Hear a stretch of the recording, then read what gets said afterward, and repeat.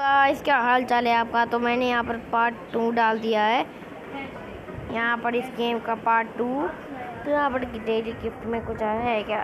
एक चौं छाटे मारूंगा ना, गेम में कुछ आते ही नहीं है ये लोग।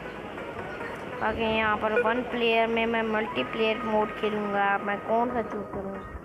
राइट, चलो मैंने 2 तलवारें दी हैं और प्लेयर को मैंने एक ही तलवार दी है। वीडियो के एंड बे यार, मैंने गलती कर दी।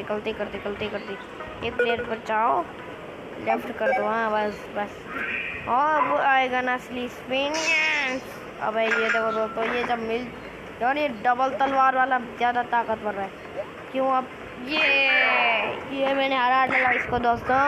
और वीडियो आज के लिए इतनी। तो जब तक मैं मिलता हूँ आप लोग मेरे चैनल को सब्सक्राइब कर लो। ये पार्ट 2 था, लेकिन पार्ट 3 बहुत लंबा होने वाला है, बहुत लाइव स्ट्रीम में समझ लो। तो बाय।